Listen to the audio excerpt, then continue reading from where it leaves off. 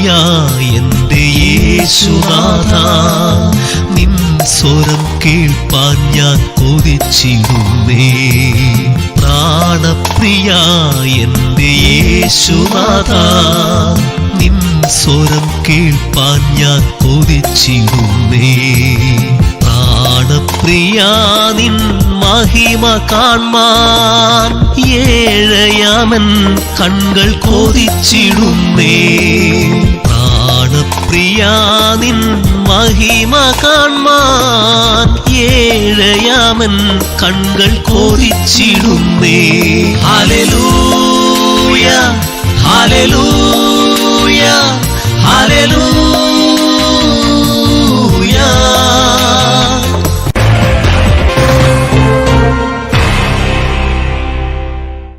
ദൈവത്തിന് മഹത്വം. Ebenezer Bible training സെന്ററിന്റെ ആഭിമുഖ്യത്തിൽ സത്യദൈവത്തിൻ്റെ സനാതന വചനം അറിയേണ്ടതുപോലെ അറിയുക, ആയിത്തീരേണ്ടതുപോലെ ആയിത്തീരുക, അറിയിക്കേണ്ടതുപോലെ അറിയിക്കുക എന്ന ലക്ഷ്യത്തോടെ നടത്തപ്പെടുന്ന വേദപഠന പരമ്പരയിലേക്ക് ഏവർക്കും സ്വാഗതം. വിശുദ്ധ വേദപുസ്തകത്തിലെ ഗിരിപ്രഭാഷണത്തെ ആധാരമാക്കി കർത്താവിൽ പ്രസിദ്ധനായ ഡോക്ടർ ആൻഡ്രൂസ് വർഗീസ് നയിക്കുന്ന ഗിരിപ്രഭാഷണ ഇതളുകൾ എന്ന പഠന പരമ്പരയിലേക്ക് ഏവർക്കും സ്വാഗതം. കർത്താവിൻ്റെ അതിപരിശുദ്ധ നാമം വാഴ്ത്തപ്പെടുമാറാകട്ടെ. ഈ നല്ല സമയത്തെ ഓർത്ത് ഞാൻ ദൈവത്തെ സ്തുതിക്കുന്നു. നമ്മുടെ ഗിരിപ്രഭാഷണ ഇതളുകളെന്ന ആ പഠന പരമ്പരയുടെ തുടർച്ചയായി വീണ്ടും നിങ്ങളോട് ദൈവവചനം സംസാരിപ്പാൻ ദൈവമായ കർത്താവ് നൽകിയ ഈ നല്ല സന്ദർഭത്തെ ഓർത്ത് ദൈവത്തെ സ്തുതിക്കുന്നു. നാം അഷ്ടസൗഭാഗ്യങ്ങളെക്കുറിച്ച് പഠിച്ചു വരികയായിരുന്നു. 6 അഷ്ടസൗഭാഗ്യങ്ങളെക്കുറിച്ച് കഴിഞ്ഞ ക്ലാസ്സുകളിലൊക്കെ നമുക്ക് ചിന്തിക്കുവാനായി കഴിഞ്ഞു. ഇന്ന് നിങ്ങളോട് 7ാമത്തെ അഷ്ടസൗഭാഗ്യത്തെക്കുറിച്ച് ഒരുമിച്ച് ചിന്തിക്കുവാൻ, നാം ഒരുമിച്ച് ദൈവസന്നിധിയിൽ അത് പഠിക്കുവാനായിട്ട് തുനിയുന്നു. പ്രാർത്ഥനയോടെ നമുക്ക് ദൈവസന്നിധിയിൽ ആയിരിക്കാം.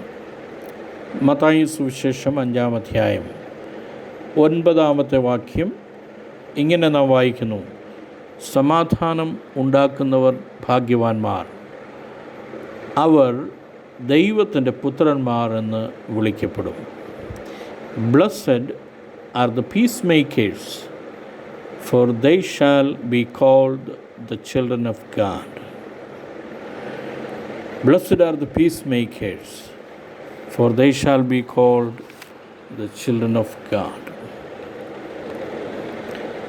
നാം ആയിരിക്കുന്ന ഈ പ്രത്യേക കാലഘട്ടം എന്ന് പറയുന്നത് ഈ വാക്യത്തിന് വളരെ പ്രസക്തിയുള്ള ഒരു കാലഘട്ടമാണ്. കുടുംബത്തിലും സമൂഹത്തിലും രാഷ്ട്രത്തിലും സമാധാനം ഇല്ല. വ്യക്തി ജീവിതത്തിൽ സമാധാനമില്ലാത്ത ഒരുപാട് വ്യക്തികളെ നാം കാണുന്നുണ്ട്. ഇത് നമ്മുടെ സേവനം ഈ കാലഘട്ടത്തിൽ ഏറ്റവും അനിവാര്യമായിരിക്കുന്നു.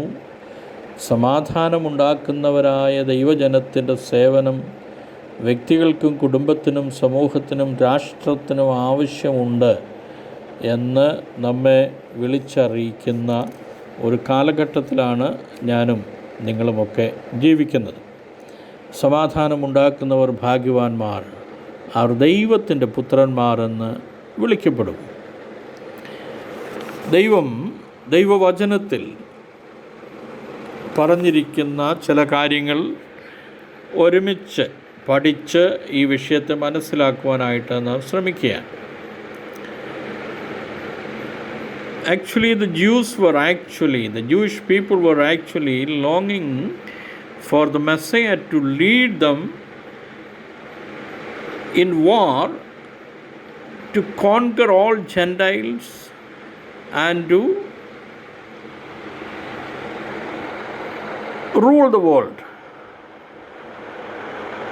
വേണമെങ്കിൽ ഇങ്ങനെ പറയാം, യഹൂദന്മാർക്ക് മശീഹയെക്കുറിച്ചുള്ള പ്രതീക്ഷ എന്ന് പറയുന്നത് അവരുടെ മശീഹ അവർക്ക് വേണ്ടി യുദ്ധം ചെയ്ത് ജാതികളെ പിടിച്ചടക്കി ലോകത്തെ വാഴുന്ന ഒരാളായിരിക്കണം എന്നുള്ള വലിയ പ്രതീക്ഷയായിരുന്നു അവർക്ക് അവരുടെ മശിയെക്കുറിച്ചുണ്ടായിരുന്നത്.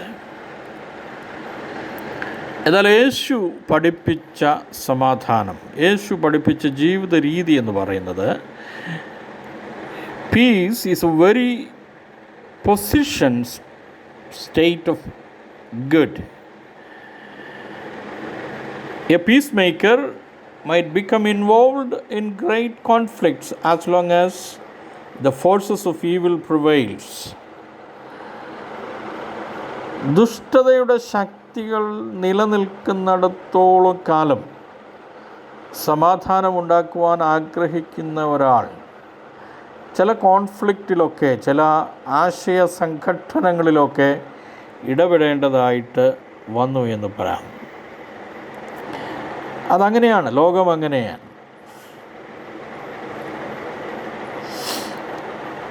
There is no way to have peace except by destroying them. Destroying them what? Destroying what? Destroying the evil forces. സമാധാനമുണ്ടാക്കുവാൻ വേറെ കുറുക്ക് വഴികളൊന്നുമില്ല. ദുഷ്ടശക്തികളെ ഇല്ലാതെയാക്കിയാൽ മാത്രമേ നമുക്ക് സമാധാനമുണ്ടാക്കുവാനായിട്ട് കഴിയുകയുള്ളൂ. Peace makers deal with the corrupted issues so that there can be true state of peace. വളരെ കറപ്റ്റായ, പങ്കിലമായ ചില ഇഷ്യൂസിനെ സമാധാനമുണ്ടാക്കുന്നവർക്ക് നേരിടേണ്ടി വരും. കാരണം അങ്ങനെയെങ്കിൽ മാത്രമേ വ്യക്തമായ ഒരു സമാധാനം എസ്റ്റാബ്ലിഷ് ചെയ്യുവാനായിട്ട് അവർക്ക് കഴിയുകയുള്ളൂ. മഹാത്മാഗാന്ധി ഒരിക്കൽ ഇങ്ങനെ പറഞ്ഞു, പ്രാർത്ഥനാനിരതനായ മനുഷ്യൻ അവനോട് തന്നെയും ലോകത്തോടും സമാധാനം പുലർത്തുന്നു. ഞാനൊന്നുകൂടെ പറയാം.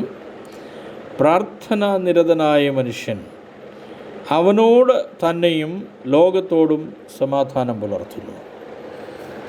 അദ്ദേഹം ആ പറഞ്ഞ വാക്കുകൾക്ക് വളരെയധികം അർത്ഥമുള്ള ഒരു സമയമാണിത്. പ്രാർത്ഥനയിൽ ദൈവത്തിൽ ആശ്രയിക്കുന്ന ഒരു മനുഷ്യന് ലോകത്തോടും തന്നോട് തന്നെയും സമാധാനമായിരിക്കുവാൻ കഴിയും. അങ്ങനെയുള്ളവർക്ക് മാത്രമേ അത് കഴിയുകയുള്ളൂ. C.C. പിങ്ക്ലി എന്ന് പറയുന്ന ചിന്തകൻ ഇങ്ങനെയാണ് പറഞ്ഞത്: ആന്തരികമായ സമാധാനമില്ലാത്ത മനുഷ്യൻ അത് പുറത്ത് അന്വേഷിക്കുന്നതിൽ അർത്ഥമില്ല. എന്ന് പറഞ്ഞാൽ അകത്ത് സ്വയമായി തന്നെ സമാധാനമില്ലാത്ത ഒരു മനുഷ്യൻ പുറത്ത് സമാധാനം തേടി നടന്നിട്ട് യാതൊരു അർത്ഥവുമില്ല എന്ന് C.C. പിങ്ക്ലി എന്ന് പറയുന്ന ആ ചിന്തകൻ പറയുന്നുണ്ട്. എത്ര അർത്ഥവത്തായ ഒരു വാചകമാണത്. സമാധാനം നമ്മിൽ തന്നെയാണ് ഉരുവായി വരേണ്ടത്. നമ്മിൽ തന്നെ സമാധാനം ഉരുവായി വരണം.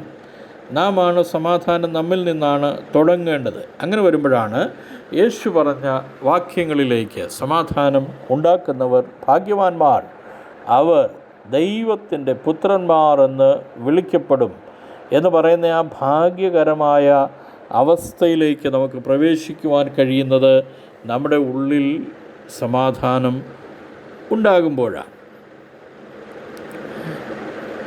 മറ്റൊരു ചിന്തകൻ ഷില്ലർ എന്ന് പറയുന്ന ചിന്തകൻ ഇങ്ങനെ എഴുതുകയുണ്ടായി. അദ്ദേഹം എഴുതിയത് ഇങ്ങനെയാണ്: സമാധാനമുള്ളവർക്ക്, അല്ലെങ്കിൽ തങ്ങളിൽ തന്നെ സമാധാനമുള്ളവർക്ക് സമാധാനം നിഷേധിക്കപ്പെടുന്നില്ല.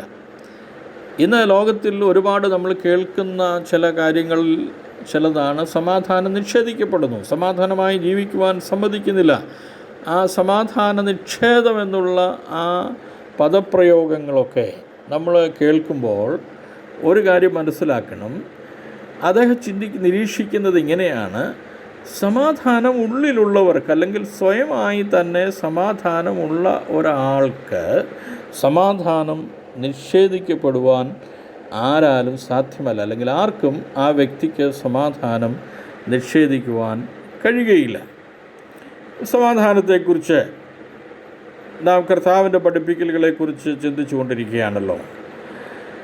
സമാധാനം യഥാർത്ഥമായി അനുഭവിക്കുന്ന ഒരു വ്യക്തിക്ക് മാത്രമേ സമാധാനം ഉണ്ടാക്കുവാൻ സാധിക്കുകയുള്ളൂ. Doctor Billy Graham peace with God എന്ന് പറയുന്ന ഒരു പുസ്തകം എഴുതിയിട്ടുണ്ട്. പീസ് വിത്ത് ഗാഡ്, ദൈവത്തോട് സമാധാനം എന്ന് വേണമെങ്കിൽ ആ പുസ്തകത്തിൻ്റെ പേരിനെ നമുക്ക് വ്യാഖ്യാനിക്കാം. ഡോക്ടർ ബില്ലി ഗ്രഹാമിൻ്റെ പുസ്തകമാണ് അത്. റോമാലേഖനം 5-ാം അധ്യായം 1-ാം വാക്യത്തെ ആസ്പദമാക്കി എഴുതിയിരിക്കുന്ന മനോഹരമായൊരു ഗ്രന്ഥമാണ്. റോമാലേഖനം 5-ാം അധ്യായം 1-ാം വാക്യത്തിൽ നാം ഇങ്ങനെ വായിക്കുന്നുണ്ട്: വിശ്വാസത്താൽ നീതീകരിക്കപ്പെട്ടിട്ട് നമ്മുടെ കർത്താവായ യേശു ക്രിസ്തു മൂലം നമുക്ക് ദൈവത്തോട് സമാധാനമുണ്ട്. ആ വാക്യം ഞാനൊന്നുകൂടെ പറയുന്നു: വിശ്വാസത്താൽ നീതീകരിക്കപ്പെട്ടിട്ട് നമ്മുടെ കർത്താവായ യേശു ക്രിസ്തു മൂലം നമുക്ക് ദൈവത്തോട് സമാധാനം ഉണ്ട്. Peace with God. ആ ഭാഗം നമ്മൾ പഠിച്ചു വരുമ്പോൾ മനുഷ്യനെ ദൈവത്തിൽ നിന്ന് അകറ്റുന്നത് പാപമാണ്. മനുഷ്യൻ്റെ പാപമാണ് മനുഷ്യനെ ദൈവത്തിൽ നിന്നും അകറ്റിക്കളയുന്നത്. നിങ്ങൾക്ക് വേണമെങ്കിൽ നമ്മുടെ ഒരു പഠനമാണല്ലോ ഇതിനോട് ചേർത്ത് യെശയ്യാ പ്രവാചകൻ്റെ പുസ്തകം 29-ാം അധ്യായം 13-ാം വാക്യം വായിക്കാവുന്നതാണ്. നിങ്ങളുടെ പഠനത്തിനായി, റെഫറൻസിനായി പറയുന്നു. യെശയ്യാ പ്രവാചകൻ്റെ പുസ്തകം 29-ാം അധ്യായം 13-ാമത്തെ വാക്യം നിങ്ങൾക്ക് വായിക്കാം. യേശുക്രിസ്തുവിലൂടെ പാപമോചനവും അഥവാ ദൈവത്തോട് സമാധാനവും ഉണ്ടാകും എന്ന് പറഞ്ഞാൽ, യേശുക്രിസ്തുവിലൂടെ പാപമോചനം ലഭിക്കുന്ന ഒരാൾ, അതിൻ്റെ അർത്ഥമെന്ന് പറയുന്നത് ആ പാപമോചനം ലഭിച്ച ആൾക്ക് ദൈവത്തോട് സമാധാനമുണ്ടാകും. ഗ്രീക്കിൽ ഡിക്കായു എന്ന് പറയുന്ന ഒരു പദം നീതീകരണത്തിന് വേണ്ടി അല്ലെങ്കിൽ ജസ്റ്റിഫിക്കേഷന് വേണ്ടി ഉപയോഗിച്ചിട്ടുണ്ട്. നീതീകരണം അല്ലെങ്കിൽ ജസ്റ്റിഫിക്കേഷൻ. ക്രിസ്തു മൂലം ദൈവം നമ്മെ നീതീകരിക്കുന്നു എന്നാണ് വചനം നമ്മെ പഠിപ്പിക്കുന്നത്. പാപം ക്ഷമിച്ച് നീതീകരിക്കപ്പെട്ടവനായി പ്രഖ്യാപിക്കുന്ന ഒരു പ്രക്രിയയാണത്. എന്ന് പറഞ്ഞാൽ അതിൻ്റെ അർത്ഥം, നാം ഈ വാക്യം ചിന്തിക്കുമ്പോൾ സമാധാനം ഉണ്ടാക്കുന്നവർ ഭാഗ്യവാന്മാർ, അവർ ദൈവത്തിൻ്റെ പുത്രന്മാരെന്ന് വിളിക്കപ്പെടും എന്ന് നാം ഒരുമിച്ച് ചിന്തിക്കുമ്പോൾ നാം മനസ്സിലാക്കേണ്ട കാര്യം, നാം ആരും നമ്മിൽ തന്നെ സ്വയമായി സമാധാനമുണ്ടാക്കിയെടുക്കുവാനോ മറ്റുള്ളവരിൽ സമാധാനമുണ്ടാക്കുവാനോ പ്രാപ്തിയുള്ളവരല്ല. കാരണം നാം ബൈ നേച്ചർ പാപസ്വഭാവമുള്ള മനുഷ്യനാണ്. പാപം ദൈവിക സ്വഭാവത്തിന് എതിരായതുകൊണ്ട് പാപം മനുഷ്യനെ ദൈവത്തിൽ നിന്ന് അകറ്റുന്നതുകൊണ്ട് പാപാവസ്ഥയ്ക്ക് മാറ്റം വരുമ്പോഴാണ് ഒരുവനിൽ സമാധാനം വന്ന് നിറയുവാനിടയായിത്തീരുന്നത്. അത് ലഭിക്കണമെങ്കിൽ യേശുക്രിസ്തുവിലൂടെയുള്ള നീതീകരണം, ആ ജസ്റ്റിഫിക്കേഷൻ, ആ ഡിക്കായു എനിക്ക് നിങ്ങൾക്കും അനുഭവിക്കുവാനായിട്ട് കഴിയണം. ക്രിസ്തു മൂലം ദൈവം ആണ് നമ്മെ നീതീകരിക്കുന്നത്. ക്രിസ്തുയേശുവിൽ ഞാനും നിങ്ങളും വിശ്വാസം അർപ്പിക്കുമ്പോൾ ദൈവം നമ്മെ നീതീകരിക്കും. നീതീകരിക്കുക എന്ന് പറയുന്ന ആ പ്രവൃത്തിയിൽ എന്താണ് നടക്കുന്നത്? പാപം ക്ഷമിച്ചിട്ട് ദൈവം അങ്ങ് പ്രഖ്യാപിക്കുകയാണ്. ഈ പറയുന്ന വ്യക്തി XYZ, ഈ വ്യക്തി പാപിയായിരുന്നു, എന്നാൽ യേശുക്രിസ്തുവിൽ അവൻ വിശ്വസിച്ചതുകൊണ്ട് അവൻ്റെ പാപം ക്ഷമിച്ച് അവനെ നീതീകരിക്കപ്പെട്ടവനായി, നീതിമാനായി പ്രഖ്യാപിച്ചിരിക്കുന്നു. അങ്ങനെയുള്ളവർക്ക് ദൈവത്തോട് സമാധാനമുണ്ട്. ദൈവത്തോട് സമാധാനമുണ്ടാകുമ്പോൾ വ്യക്തിപരമായും നമുക്ക് സമാധാനം അനുഭവിക്കുവാൻ കഴിയും. ദൈവത്തോട് സമാധാനമുണ്ടാകുമ്പോൾ വ്യക്തിപരമായ സമാധാനം അതൊരു ബൈ പ്രൊഡക്റ്റ് പോലെ ഉണ്ടാകുന്നതാണ്. ദൈവത്തോട് പാപങ്ങൾ ഏറ്റുപറഞ്ഞ് ക്ഷമയാചിച്ച് ദൈവത്തോട് സമാധാനം ആകുമ്പോൾ, അല്ലെങ്കിൽ ദൈവത്തിൽ നിന്നുള്ള നീതീകരണം നാം പ്രാപിച്ചു കഴിയുമ്പോൾ, നമുക്ക് നമ്മിൽ തന്നെ സമാധാനം ഫീൽ ചെയ്യുവാനായിട്ട് കഴിയും. അതുകൊണ്ടാണ് ലോകത്തിൽ ഇന്ന് മെറ്റീരിയലിസ്റ്റിക്കായിട്ട് ഒരുപാട് മനുഷ്യൻ ഓടുന്ന ഒരു കാലഘട്ടത്തിലാണ് നമ്മളൊക്കെ ആയിരിക്കുന്നത്. വെൽത്ത്, അമാസിങ് വെൽത്ത്, സമ്പത്തിങ്ങനെ അങ്ങ് സ്വരുക്കൂട്ടുക എന്നുള്ളൊരു ചിന്ത, എങ്ങനെയെങ്കിലുമൊക്കെ ധാരാളം സമ്പത്ത് സമ്പാദിക്കണം എന്നുള്ള ചിന്തയിൽ മനുഷ്യനിങ്ങനെ ഓടുമ്പോൾ ആ മെറ്റീരിയലിസ്റ്റിക് വേൾഡിലേക്ക് ഇറങ്ങിത്തിരിക്കുന്ന, അതേക്കുറിച്ച് മാത്രം ചിന്തിക്കുന്ന മനുഷ്യൻ, അവൻ എത്ര വിദ്യാസമ്പന്നനായാലും ഏത് നല്ല സാഹചര്യത്തിൽ ജീവിച്ചാലും എത്രയൊക്കെ ഉയർന്ന നിലവാരത്തിൽ എന്ന് ലോകം അവനെക്കുറിച്ച് പറഞ്ഞാലും അങ്ങനെയുള്ള പലർക്കും പറയുവാൻ കഴിയുന്നത് അവർക്ക് സമാധാനമില്ലെന്നാണ്.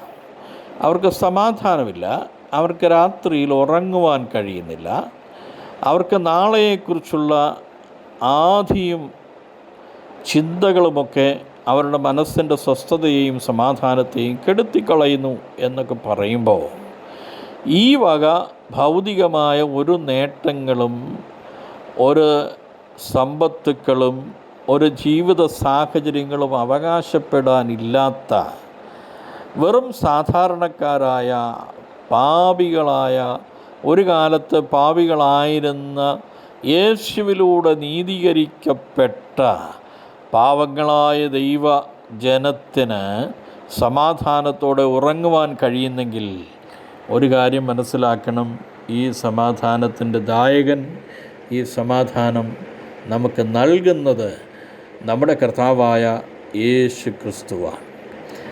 യെശയ്യാ പ്രവാചകൻ്റെ പുസ്തകം തന്നെ 26-ാം അധ്യായം 3-4 വാക്യങ്ങളിൽ നാം ഇങ്ങനെ വായിക്കുന്നു: സ്ഥിരമാനസൻ നിന്നിൽ ആശ്രയം വെച്ചിരിക്കൊണ്ട് നീ അവനെ പൂർണ്ണ സമാധാനത്തിൽ കാക്കുന്നു. ഒന്നുകൂടെ വായിക്കാം: സ്ഥിരമാനസൻ നിന്നിൽ ആശ്രയം വെച്ചിരിക്കൊണ്ട് നീ അവനെ പൂർണ്ണ സമാധാനത്തിൽ കാക്കുന്നു. സമാധാനം അനുഭവിക്കുന്ന ഏത് വ്യക്തിയുടെയും ധാർമ്മികമായൊരു ബാധ്യതയാണ് സമാധാനം ഉണ്ടാക്കുക എന്നത്. ആ വാക്യം ഒന്ന് ശ്രദ്ധിക്കണമേ. ക്രിസ്തുയേശുവിലൂടെയുള്ള ദൈവിക സമാധാനം അനുഭവിക്കുന്ന, ആ യേശുവിലൂടെ ലഭിച്ച നീതീകരണത്തിൻ്റെ ഫലമായി സമാധാനം അനുഭവിക്കുന്ന എല്ലാ വ്യക്തികളുടെയും ധാർമ്മികമായൊരു ബാധ്യതയാണ് സമാധാനം ഉണ്ടാക്കുക എന്ന് പറയുന്നത്. നാം ക്രിസ്തു പഠിപ്പിച്ച വചനത്തിലേക്ക് മടങ്ങി വരണം, മറന്നു പോകരുത്. സമാധാനമുണ്ടാക്കുന്നവർ ഭാഗ്യവാന്മാർ, അവർ ദൈവത്തിൻ്റെ പുത്രന്മാർ എന്ന് വിളിക്കപ്പെടും. Blessed are the piece makers, for they shall be called the children of God. അജ്ഞാതരായ, പേര് വെളിപ്പെടുത്താത്ത 2 മഹത് വ്യക്തികളുടെ കോട്ടിങ്സ് ഞാൻ നിങ്ങളോട് പറയട്ടെ. പേര് വെളിപ്പെടുത്താത്ത അജ്ഞാതരായ 2 മഹത് വ്യക്തികൾ സമാധാനത്തെക്കുറിച്ച് പറഞ്ഞിരിക്കുകയാണ്. സമാധാനം എന്നത് ഒരു അവസ്ഥയോ ഒരു കാലഘട്ടമോ അല്ല, ഒരു ജീവിത രീതിയാണ്. സമാധാനം എന്നത് ഒരവസ്ഥയോ ഒരു കാലഘട്ടമോ ഒന്നുമല്ല. സമാധാനം എന്നത് ഒരു ജീവിത രീതിയാണ്. രണ്ടാമൻ പറഞ്ഞത് ഇങ്ങനെയാണ്: സംഘർഷാവസ്ഥയുടെ അഭാവത്തിലല്ല, മറിച്ച് അവയെ നേരിടാനുള്ള ഒരുവൻ്റെ കഴിവിൽ നിന്നാണ് ജീവിതത്തിൽ സമാധാനം കൈവരിക്കുന്നത്.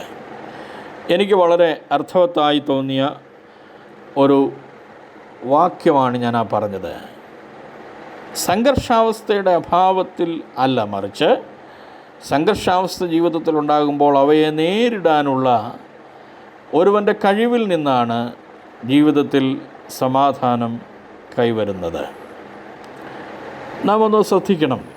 നമ്മുടെയൊക്കെ ജീവിതത്തിൽ ചെറുതും വലുതുമായ കോൺഫ്ലിക്ട്സ് ഓൾമോസ്റ്റ് എല്ലാ ദിവസവും തന്നെ ഉണ്ടാകാറുണ്ട്. സംഘർഷ അവസ്ഥകൾ നമ്മുടെ ജീവിതത്തിൽ ഉണ്ടാകാറുണ്ട്. സംഘർഷാവസ്ഥ എന്നൊക്കെ പറയുമ്പോൾ ഒരു ഭീകര അന്തരീക്ഷത്തെക്കുറിച്ചല്ല ചിന്തിക്കേണ്ടത്. മാനസികമായി സംഘർഷം അനുഭവിക്കുന്ന സാഹചര്യങ്ങൾ നമ്മുടെ കുടുംബജീവിതത്തിലുണ്ടാകാം, നമ്മുടെ വ്യക്തിപരമായ ജീവിതത്തിലുണ്ടാകാം, നമ്മുടെ സമൂഹ ജീവിതത്തിലൊക്കെ ഉണ്ടാകാം. അതൊരു പക്ഷേ ഒരു ലോക മനുഷ്യനെ സംബന്ധിച്ചിടത്തോളം അവൻ്റെ സമാധാനം ഇല്ലാതെയാക്കുന്ന അവസ്ഥകളിൽ അവനെ കൊണ്ടുവന്ന് എത്തിക്കുമെങ്കിലും ഒരു ദൈവ പൈതലിനെ സംബന്ധിച്ചിടത്തോളം ആ അവസ്ഥകൾ അവൻ്റെ സമാധാനം ഇല്ലാതെയാക്കുന്നില്ല. മറിച്ച് ആ സംഘർഷങ്ങളെ കൈകാര്യം ചെയ്യുവാനുള്ള, നേരിടുവാനുള്ള അവനൊരു കഴിവ്, അവന് ദൈവത്തോട് സമാധാനമുള്ളതുകൊണ്ട് ആ സംഘർഷ അവസ്ഥയെ നേരിടാനുള്ള കഴിവ് ദൈവത്തിൽ നിന്ന് അവന് ലഭിക്കുകയും ആ കഴിവ് അവനെ സമാധാനത്തിൽ തന്നെ സൂക്ഷിക്കുകയും ചെയ്യും. അതുകൊണ്ടാണ് സംഘർഷ അവസ്ഥയിലും അവന് സമാധാനമായിട്ട് ഇരിക്കുവാൻ കഴിയുന്നത്. ഞാൻ ഇന്ന് ടെലഫോണിൽ ഒരു മഹത് വ്യക്തിയോട് സംസാരിക്കുകയുണ്ടായി. നിങ്ങൾക്കൊരു പക്ഷേ ആളുടെ പേര് ഞാൻ പറയുന്നില്ല, എങ്കിലും അദ്ദേഹത്തെ ഒന്ന് പരിചയപ്പെടുത്താം. തൻ്റെ കുലമഹിമ കൊണ്ട് മലയാളികളെല്ലാവരും തന്നെ അറിയുന്ന ഒരു മാന്യ വ്യക്തിയാണ് അദ്ദേഹം. നമ്മളൊക്കെ സ്കൂളുകളിലൊക്കെ പഠിച്ചപ്പോൾ വള്ളത്തോൾ എന്ന് പറയുന്ന മഹാകവിയുടെ കാവ്യങ്ങളൊക്കെ, കവിതകളൊക്കെ ഒരു പക്ഷേ പഠിച്ചിട്ടുണ്ടായിരിക്കാം. വള്ളത്തോൾ എന്ന് പറയുന്ന ആ വലിയ മനുഷ്യൻ്റെ മകൻ്റെ മകനുമായിട്ട് ഇന്ന് ഞാൻ സംസാരിച്ചു. അദ്ദേഹം ഒരു ഹിന്ദു വിശ്വാസിയായി ജനിച്ചുവെങ്കിലും യേശുക്രിസ്തുവിനെ ജീവിതത്തിൽ നേരിട്ട് അറിയുവാൻ അവസരം ലഭിച്ച ഒരു വ്യക്തിയാണ്. അദ്ദേഹം ഒരുപാട് ക്രിസ്തീയ മീറ്റിങ്ങുകളിലൊക്കെ പങ്കെടുത്തിട്ടുള്ള ആളുമൊക്കെയാണ്. ആൻ എക്സലൻറ്റ് ടീച്ചർ, വളരെ മനോഹരമായി, പ്രത്യേകിച്ച് ഇംഗ്ലീഷ് ലാംഗ്വേജ് വളരെ മനോഹരമായി കൈകാര്യം ചെയ്യുന്ന ഒരു മാന്യദേഹമാണ് അദ്ദേഹം. ഞങ്ങൾ തമ്മിൽ ഇന്ന് ഈവനിങ്ങിൽ ടെലഫോൺ കോൺവെർസേഷനിൽ സംസാരിക്കുമ്പോൾ അദ്ദേഹം എന്നോട് പറഞ്ഞൊരു കാര്യം എന്നെ വളരെ ചിന്തിപ്പിച്ചു. ഇന്നത്തെ ക്ലാസ്സിനത് റിലവൻ്റായി തോന്നുന്നത് കൊണ്ട് മാത്രം ഞാൻ നിങ്ങളോട് പറയാം. അദ്ദേഹം എന്നോട് പറഞ്ഞൊരു കാര്യം, അദ്ദേഹം പറഞ്ഞു, സാറ് ഒരു കാര്യം ഒന്ന് ആലോചിച്ച് നോക്കിയേ.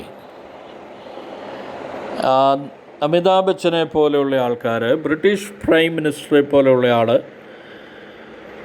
അമേരിക്കയിലും ബ്രിട്ടനിലുമൊക്കെയുള്ള വലിയ വലിയ ബിസിനസ്സുകാരും വലിയ അരിസ്റ്റോക്രാറ്റിക് ഫാമിലികളിൽപ്പെട്ട ആൾക്കാരുമൊക്കെ കോവിഡ് രോഗം ബാധിച്ച് ഭയചകിതരായി, സമാധാനമില്ലാത്തവരായി ഹോസ്പിറ്റലുകളിലൊക്കെ അഭയം പ്രാപിച്ച സമയത്തും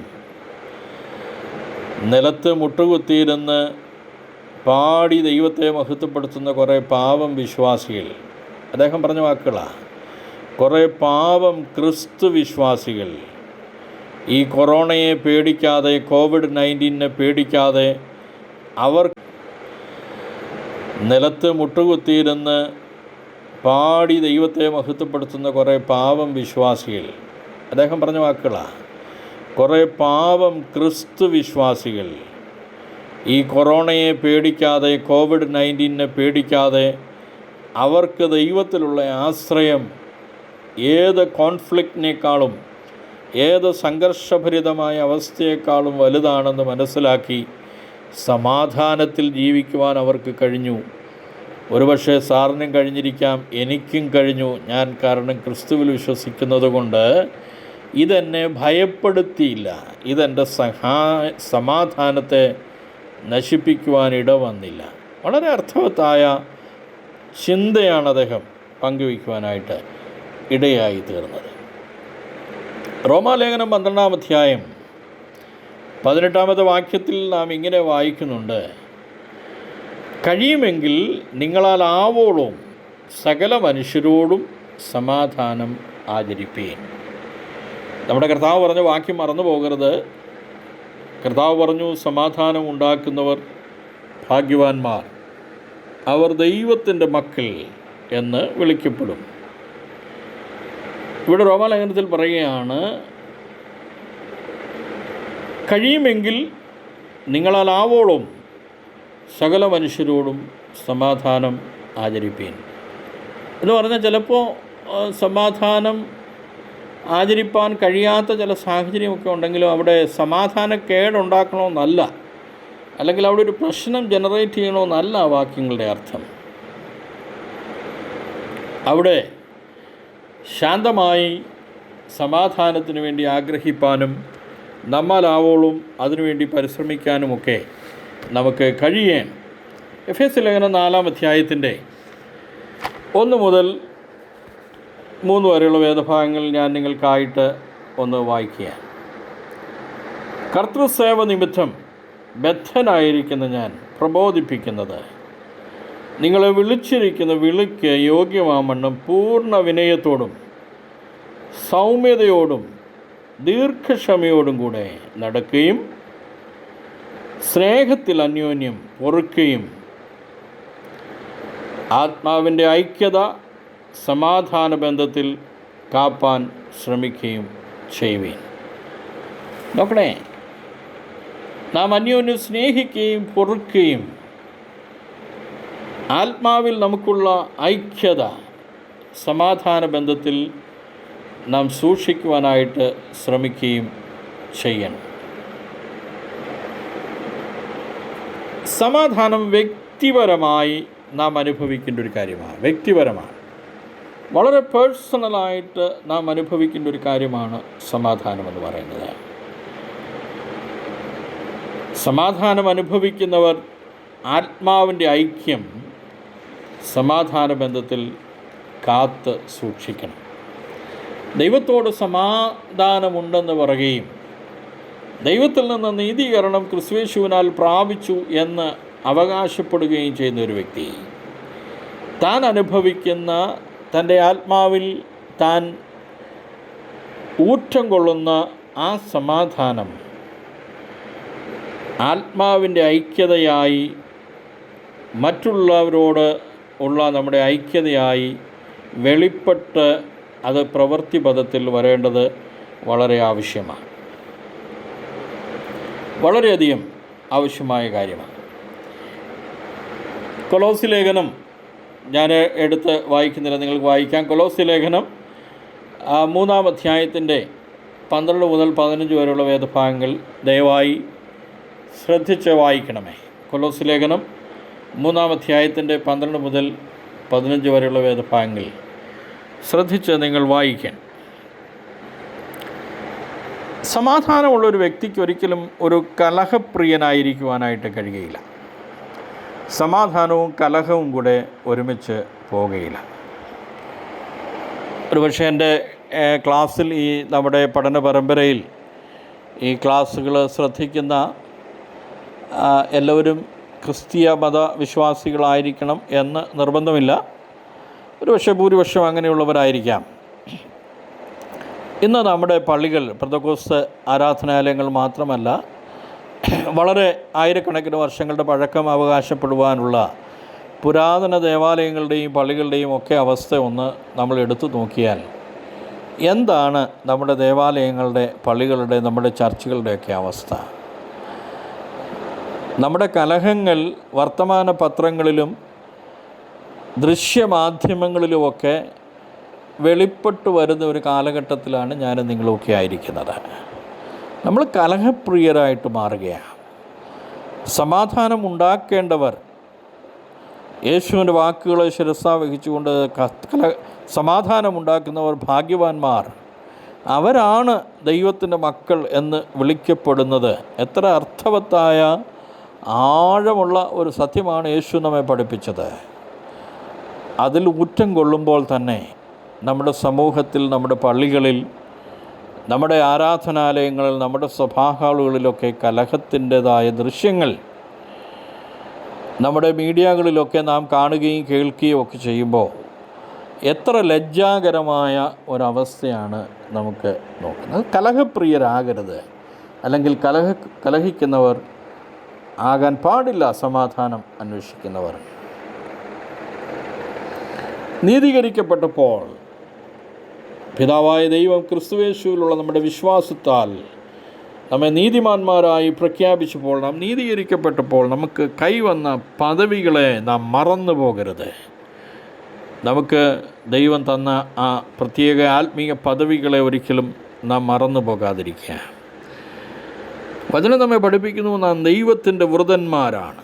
ദൈവത്തിൻ്റെ വൃതന്മാർ.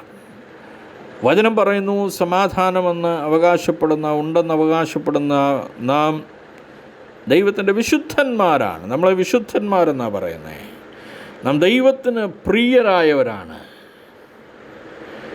ഈ പദവികളൊക്കെ അലങ്കരിക്കുന്ന, അല്ലെങ്കിൽ ഈ പദവികളൊക്കെ സ്വന്തമെന്ന് അഭിമാനിക്കുവാൻ കഴിയുന്ന ഒരുവന് എങ്ങനെയാണ് കലഹിക്കുവാനായിട്ട് കഴിയുന്നത്? അപ്പോൾ സമാധാനത്തിന് നേരെ എതിരാണ് കലഹം. അത് സഭയിലാണെങ്കിലും കുടുംബത്തിലാണെങ്കിലും സമൂഹത്തിലാണെങ്കിലും സമാധാനമുണ്ടാക്കുന്നവർക്കൊരിക്കലും കലഹിക്കുവാനായിട്ട് കഴിയുകയില്ല. സമാധാനത്തിനെതിരായി നിൽക്കുന്ന ചിന്തയാണ് കലഹ ചിന്ത എന്ന് പറയുന്നത്. Actually, Jesus was fighting against the corruptive religious system and for peace between man and God. യേശു ലോകത്തിലായിരുന്നപ്പോൾ അന്ന് നിലനിന്ന കറപ്റ്റീവായ, കളങ്കപ്പെട്ട, ആത്മാർത്ഥത നശിച്ചുപോയ ആ റിലീജിയസ് സിസ്റ്റം, അന്ന് നിലനിന്ന മതസംഹിതകളോട് പോരാടുകയും ദൈവത്തിനും മനുഷ്യനുമിടയിൽ സമാധാനമുണ്ടാകുവാനായിട്ട് യേശു നിലകൊള്ളുകയും ചെയ്തതായിട്ട് യേശുവിൻ്റെ ചരിത്രം പഠിക്കുമ്പോൾ നമുക്ക് മനസ്സിലാക്കാൻ കഴിയും. അതുകൊണ്ടാണ് യേശു പറഞ്ഞത്, സമാധാനമുണ്ടാക്കുന്നവർ ഭാഗ്യവാന്മാർ,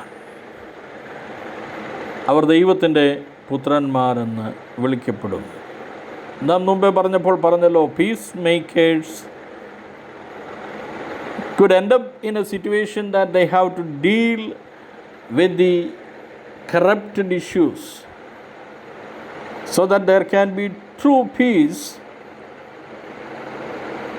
among the nations, among the people groups. There can be true peace among families.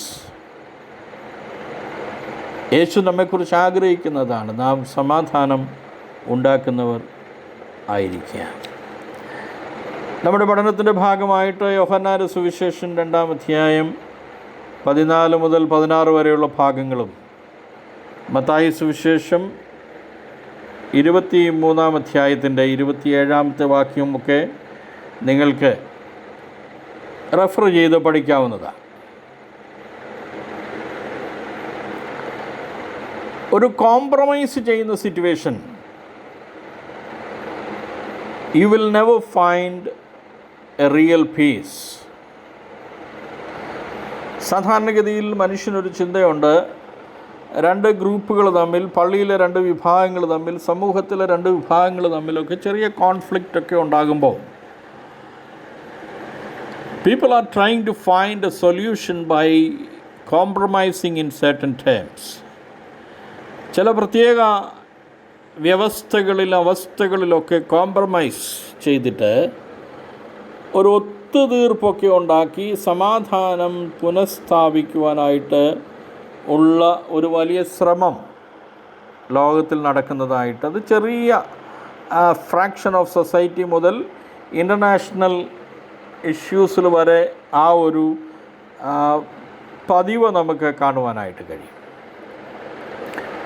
എന്നാൽ നമ്മളൊരു കാര്യം മനസ്സിലാക്കണം, real peace can never be found in a compromise situation, especially when someone wants to compromise with the evil, when someone wants to compromise with the sin, he or she will never be able to find real peace in her life, in their life. പാപത്തോടും ഈവിളിനോട്, ദുഷ്ടതയോട് compromise ചെയ്യുവാൻ നാം തയ്യാറായാൽ ജീവിതത്തിൽ നമുക്കൊരിക്കലും സമാധാനം കണ്ടെത്തുവാൻ കഴിയില്ല, സമാധാനത്തിൽ ജീവിക്കുവാനായിട്ട് കഴിയുകയില്ല. There can never be a peaceful existence with sin.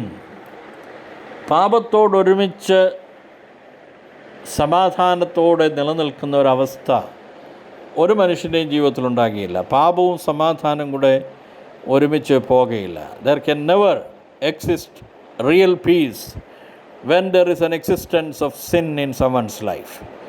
ഒരു വ്യക്തിയുടെ ജീവിതത്തിൽ പാപം നിലനിൽക്കുമ്പോൾ ആ വ്യക്തിക്ക് സമാധാനത്തിൽ കഴിയുവാനായിട്ട്, സമാധാനത്തിൽ ജീവിക്കുവാനായിട്ട് കഴിയുകയില്ല.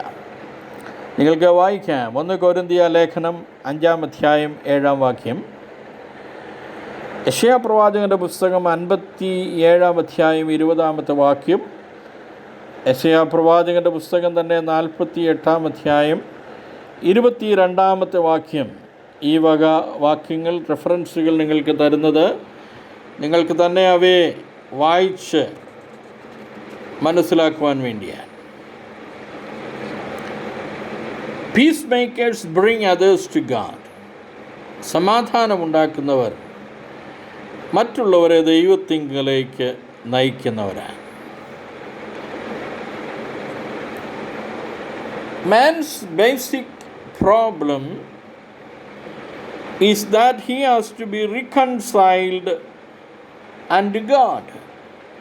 അത് മനുഷ്യൻ നേരിടുന്ന ഒരു വലിയ പ്രശ്നമാണ്. His basic problem is that he has to be reconciled unto God.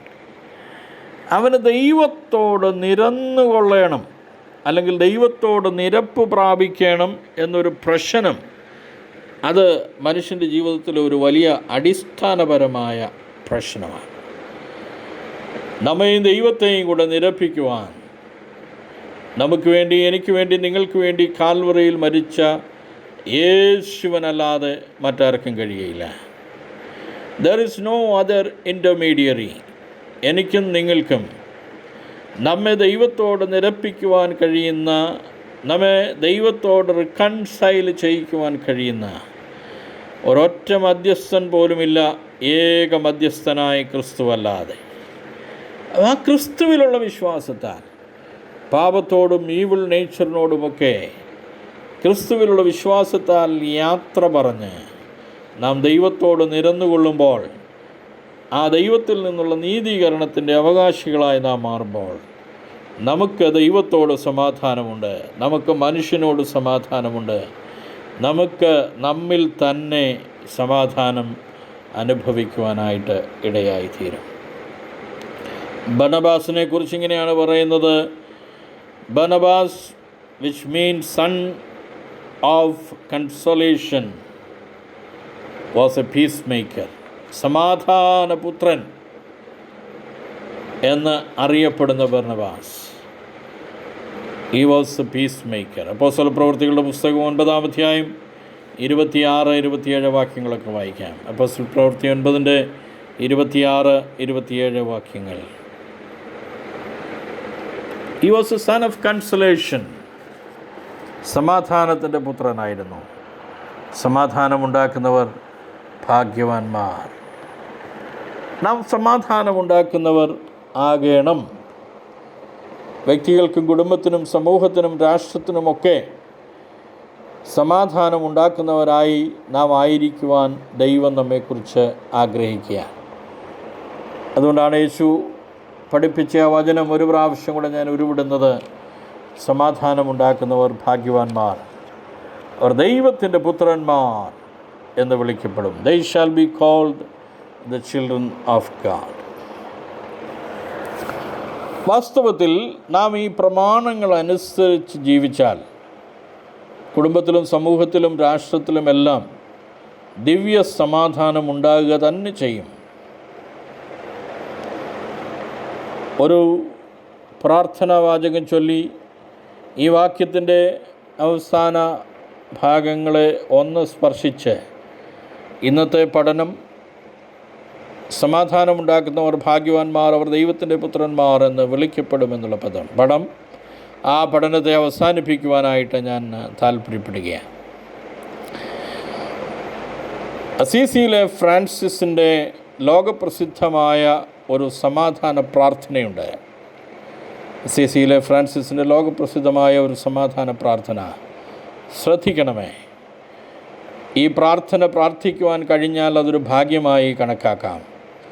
ഇനി ഇത് അതേപടി പ്രാർത്ഥിക്കുവാൻ കഴിഞ്ഞില്ലെങ്കിലും ഈ പ്രാർത്ഥനയുടെ ഒരു സെൻസ്, ഈ പ്രാർത്ഥനയുടെ ഒരർത്ഥതലങ്ങൾ എൻ്റെയും നിങ്ങളുടെയും പ്രാർത്ഥനയിൽ വെളിപ്പെട്ടു വരുന്നത് ഏറ്റവും നന്നായിരിക്കും. അദ്ദേഹം ഇങ്ങനെയാണ് പ്രാർത്ഥിച്ചത്. അത് അദ്ദേഹത്തിൻ്റെ കല്ലറയിൽ ഈ പ്രാർത്ഥന കൊത്തിവെച്ചിട്ടുണ്ട്. അദ്ദേഹം ഇങ്ങനെ പ്രാർത്ഥിച്ചു: എന്നെ അങ്ങയുടെ സമാധാനത്തിൻ്റെ ഒരു ഉപകരണം ആക്കണമേ. എന്നെ അങ്ങയുടെ സമാധാനത്തിൻ്റെ ഒരു ഉപകരണം ആക്കണമേ. വിദ്വേഷമുള്ളിടത്ത് സ്നേഹവും ദ്രോഹമുള്ളിടത്ത് ക്ഷമയും സന്ദേഹമുള്ളിടത്ത് വിശ്വാസവും നിരാശയുള്ളിടത്ത് പ്രത്യാശയും അന്ധകാരമുള്ളിടത്ത് പ്രകാശവും സന്താപമുള്ളിടത്ത് സന്തോഷവും ഞാൻ വിതയ്ക്കട്ടെ. എത്ര മനോഹരമായൊരു പ്രാർത്ഥനയാണ് അസിസിയിലെ ഫ്രാൻസിസിൻ്റെ കല്ലറയിൽ കോറിയിട്ടിരിക്കുന്ന അദ്ദേഹത്തിൻ്റെ പ്രാർത്ഥന. അദ്ദേഹത്തിൻ്റെ പേരിലുള്ള കത്തീഡ്രലും അദ്ദേഹത്തിൻ്റെ കല്ലറയും ഒരിക്കൽ മിഖായിൽ ഗോർബച്ചേവും അദ്ദേഹത്തിൻ്റെ പുത്രി ഇറീനയും ഒക്കെ ഒരുമിച്ച് സന്ദർശിക്കുകയുണ്ടായി. ഈ പ്രാർത്ഥന അദ്ദേഹം ശ്രദ്ധയോടെ വായിച്ചു. തെല്ലുനേരം കണ്ണുകളടച്ച് നിശബ്ദനായി നിന്നു. ഒടുവിൽ USSRൻ്റെ അവസാനത്തെ ശക്തനായ ഭരണാധികാരി മിഖായിൽ ഗോർബച്ചോവ് മാധ്യമ പ്രവർത്തകരോട് ഇങ്ങനെയാണ് പറഞ്ഞത്: ഞാൻ ക്രിസ്തു വിശ്വാസിയാണ്. ഇവിടെ എത്തുമ്പോൾ ഞാൻ വല്ലാതെ വികാരാധീനനായിത്തീരുന്നു. കാരണം മനുഷ്യത്വത്തിൻ്റെ ആസ്ഥാനമാണ് ഇവിടം. മനുഷ്യത്വത്തിൻ്റെ ആസ്ഥാനമാണിവിടം. പ്രിയരെ, സമാധാനമില്ലാത്തടത്ത് എന്ത് മനുഷ്യത്വം? സഹജീവികളോട് സമാധാനമായിരിക്കുവാൻ കഴിയുന്നില്ലെങ്കിൽ എന്താണ് മനുഷ്യത്വമെന്ന് നമുക്ക് പറയുവാൻ കഴിയുന്നത്?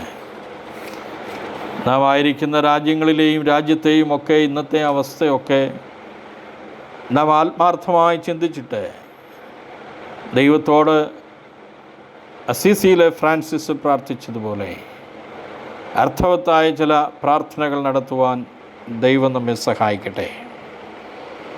9-ാം വാക്യത്തിൻ്റെ മത്തായി സുവിശേഷം 5-ാം അധ്യായം 9-ാം വാക്യത്തിൻ്റെ 2ാമത് ഭാഗം ബി ഭാഗത്ത് പറയുന്നു, "They shall be called the children of God." അതിനൊരു ചിന്തകൻ പറഞ്ഞിരിക്കുന്ന ഒറ്റ വാക്കിലെ മറുപടി, അതിൻ്റെ ചിന്ത എക്സ്പ്ലനേഷൻ ഒരു വാക്കിൽ പറഞ്ഞ് ഞാൻ നിർത്തുകയാണ്. അദ്ദേഹം പറഞ്ഞു, കോൾഡ് എന്ന് പറയുന്ന പദത്തിൻ്റെ അർത്ഥം ചോസൻ എന്നാണ്, തിരഞ്ഞെടുക്കപ്പെടുക, വിളിക്കപ്പെടുക, തിരഞ്ഞെടുക്കപ്പെട്ടവർ എന്നാണ് ആ പദത്തിൻ്റെ അർത്ഥം. ചിൽഡ്രൻ എന്ന പദത്തിൻ്റെ അർത്ഥം സൺസ് എന്നാണ്, പുത്രന്മാർ. ചിൽഡ്രൻ എന്നുള്ള ഉപയോഗിച്ചിരിക്കുന്നത് പുത്രന്മാർ എന്നുള്ള പദമാണ്. So the actual meaning is they shall be chosen as sons of God. അവർ ദൈവപുത്രന്മാരായി തിരഞ്ഞെടുക്കപ്പെടും. അവർ ദൈവപുത്രന്മാരായി തിരഞ്ഞെടുക്കപ്പെടും, സെലക്ട് ചെയ്യപ്പെടും. എത്ര മനോഹരമായ അർത്ഥമാണ് ആ വാക്യത്തിൻ്റെ 2ാമത്തെ ഭാഗത്ത് കൊടുത്തിരിക്കുന്നത്. നിങ്ങൾക്ക് വേണമെങ്കിൽ ലൂക്കോസിൻ്റെ സുവിശേഷം 2-ാം അധ്യായം 14-ാമത്തെ വാക്യവും, റോമാലേഖനം 5-ാം അധ്യായം 1-ാം വാക്യവും, യെശയ്യാ പ്രവചനം 9-ാം അധ്യായം 6-ാം വാക്യവുമൊക്കെ നിങ്ങളുടെ പഠനത്തിൽ ക്രോസ് റെഫറൻസിന് വേണ്ടി ഉപയോഗിക്കാവുന്നതാണ്. റെഫറൻസായിട്ട് നോക്കി പഠിക്കാവുന്നതാണ്. ഞാൻ എൻ്റെ വാക്കുകൾ നിർത്തട്ടെ. സമാധാനമുണ്ടാക്കുന്നവർ ഭാഗ്യവാന്മാർ, അവർ ദൈവത്തിൻ്റെ പുത്രന്മാർ എന്ന് വിളിക്കപ്പെടും. Blessed are the peacemakers, for they shall be called the children of God. May God bless you. കർത്താവ് വരുവാൻ താമസിച്ചാൽ ഇതിൻ്റെ തുടർ ചിന്തകളുമായി വീണ്ടും നമുക്ക് മാധ്യമങ്ങളിലൂടെ കണ്ടുമുട്ടാം. ദൈവം നമ്മെ ധാരാളമായി സഹായിക്കുമാറാകട്ടെ.